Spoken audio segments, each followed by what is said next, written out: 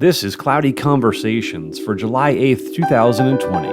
First Genesis.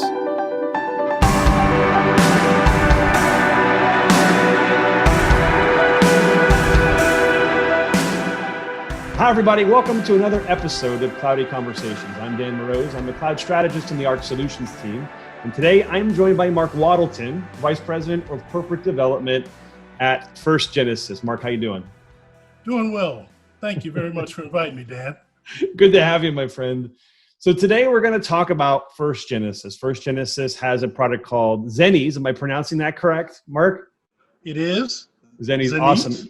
And it is a blockchain solution. So I'm going to do a really bad job of describing what I think your product does, and then I hope you can describe it. But before I get to that, the number one thing that most Dell sellers that are going to listen to this are going to want to know right off the bat is, am I compensated on this? And so you are part of the OEM sell-through program that the direct sales teams, the OEM teams, and so forth do get complete comp coverage on both your solution, your software, as well as the hardware that drags along with it. So I want to make sure I point that out. So, when I think of blockchain, you and I've had this conversation, Mark. When I think of blockchain, I think of cryptocurrency and how we keep all that money types secure. But you and I have talked about this, and if I do a compare and contrast, so we have an organization, and I'm trying to figure when would an organization want to have blockchain? So I do a compare and contrast. Historically, we have an organization that has primary storage, may have secondary storage, may have tertiary storage or backup storage. And so one of the great things that blockchain does, as we know, is provides this chain of custody, this tamper-proofness of data, and this ability to do peer-to-peer. So having more than one space that this data is located, and it creates this consortium of, hey, is this data accurate? Because if something changed over here, does it match over here, and so forth. So now that's what I think blockchain is. And I know that you guys do some things very unique from a performance perspective, from a security perspective, from an AI and ML interoperability perspective. So that was my really poor way of describing what blockchain is and what I think First Genesis is. Give me your 30-second commercial. What's important for folks to understand? Well, what they should know about First Genesis, our Xenese product, is the fact that it is cloud-based, whether that is private cloud, we run on VxRail, we're certified on the RX640 platform, but we also work very well with the storage products as well for Dell. So from that standpoint, we can run with you wherever you want to go. But also what's important is that in this day and age, many of your clients are going to be either have hybrid or be fully public cloud based, and we can help Dell follow them there. But what's important about our platform is the fact that we marry the cloud piece, the storage piece, the blockchains piece, and as well as we're already AI enabled or ready, if you will. What the blockchain piece does is provide the source of trust, especially when you're dealing in low trust environments or you're dealing with multiple parties, and you're able to consolidate that information and also share it all at the same time. Awesome. Perfect, Mark. And the other thing too, as you mentioned the products, but I know VxRail is in there too as an opportunity where you can lay Xenese on top of that as well. Xenese. I'll get it right sooner or later. That's it. That's okay. So let's talk about where in the market verticalization. I know you've got some slideware, and that's not the purpose of this today. But what's the low hanging fruit? Where are you seeing success from a vertical perspective for folks looking at blockchain as a solution for their data?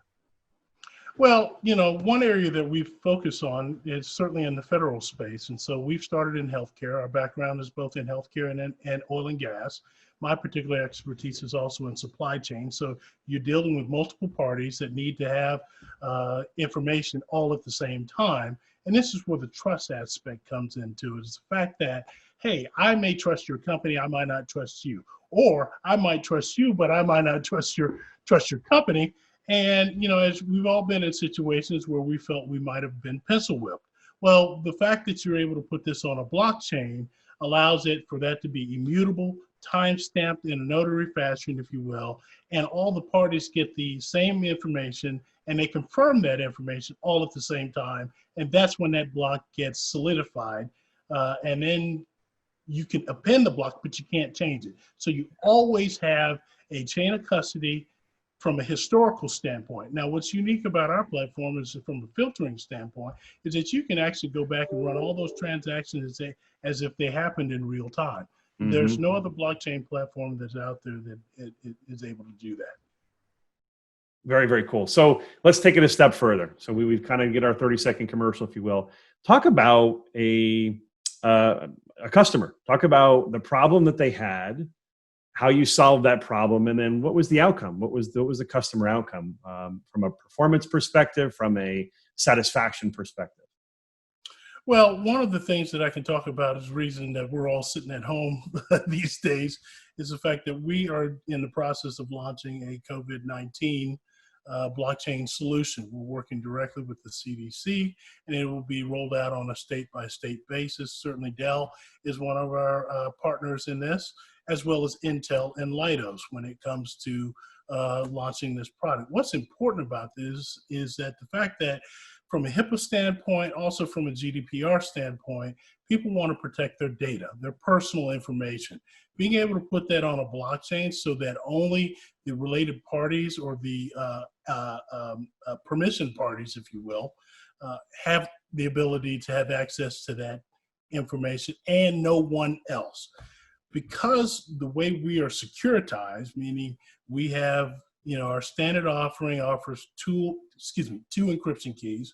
We can move that to 4. In this case, we're using 2. But we've also got a security protocol where we've got self-healing so that there's parity amongst all the node. Our initial node configuration is a 5-node server configuration from Dell. Also, we're able to, what we call in flight, that data is moving around on those 5 nodes. In addition to being moved around on those 5 nodes, it is fragmented. So from a data protection standpoint, the difficulty of bad actors gaining access to your information, or to any PII, as they call it in the healthcare space, means that they need to actually physically pick up and walk out with the server. How difficult is that? Now you've got to get past physical guards, find the correct building, find the correct server, pull it, and also walk out. And then even in the rare occasion that you're able to do that, which is highly unlikely, you cannot gain access to that information due to the encryption and the fact that it's sharded, because you can't reverse engineer. Got it. Okay, awesome, Mark. So let's do some more. Let's move on to more of the sales cycle, just so the sales folks know. We've talked about what markets, what verticals we might see interest in this is, and we're seeing it in small commercial companies as well as in enterprise companies. And I know there's consortiums you're a part of in the automotive, the manufacturing, supply chain, healthcare, and so forth. But okay, let's talk about what to experience in a sales cycle. What's the average sales price, starting sales price of an opportunity? Well, typically given the early stage of blockchain, broadly, many consortiums, as you alluded to, there are automotive, there's healthcare consortiums, there's pharmaceutical consortiums, even the federal government is involved in this, and states have been involved in this because they understand the power of the technology. Primarily, everybody starts off with a proof of concept, because they want to understand what can the technology do in my given situation. As well, they often have to bring on partners or relationships to onboard onto that, because the power of this is sort of like network marketing. The more people that you have on the platform, the more powerful that the platform is. So that's usually around 300,000. However, you can go to medium size or large size, and that could be north of 15 million once you get into the enterprise scale. And being on VxRail, this just ramps up on its own as people use more data, because the data is persistent and permanent, because that's how you get the unchangeable nature. It stays. It just grows and grows and grows over time. What it also allows companies to do, particularly with our platform, every other competitor out there has challenges when it comes to the amount of information that they can store within their blockchain technology. We scale to greater than petabytes.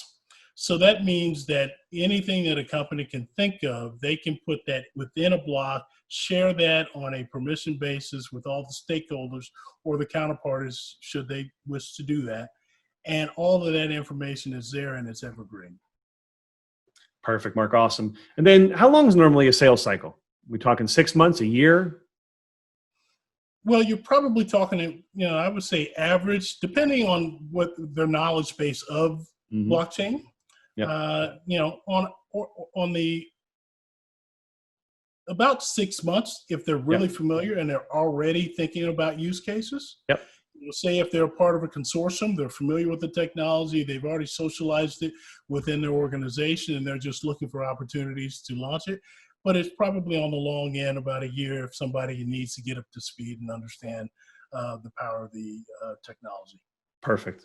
Okay, so let's review a few things. So from a platform perspective, we're able to do, a 5-node generally is the proof of concept. That's usually on an R640, a rack-based server. You can extend into the cloud or have hybrid cloud, so you have multiple peers, if you will, where you can store that data. Supported on a number of different storage solutions, Isilon, et cetera, from a Dell perspective, as well as VxRail. So a lot of different things there. It's containerized solution. So we've got the portability and the cloud native aspect as another thing I want to mention. So finally, how does the Dell sales team engage? You and I, of course, have worked together. The ARC team is supporting your efforts. The OEM team is supporting your efforts. But if you've got someone that's got an opportunity, they've got a company that wants to get engaged, they want to register a deal with you, what's the easiest way to do that, Mark? Well, we've got a battle card out that will certainly be on the internal Dell portal, but you can reach out to our Dell portal on firstgenesis.com, as well as you can email dell@firstgenesis.com. That will put you in direct contact with one of the employees of First Genesis, and we will reach out and help you address your questions and or your customers' concerns. Awesome. And I'll put that email at the bottom of the page here as you and I are talking. Mark, thanks so much for being here with me today and going through the First Genesis introduction. I know we've got some decks and some battle cards that folks can get on the Cloudy Conversations website, inside.dell.com/Cloudy Conversations. Appreciate your time. Thanks for being here. Thanks, folks, for watching. See you next time on Cloudy Conversations.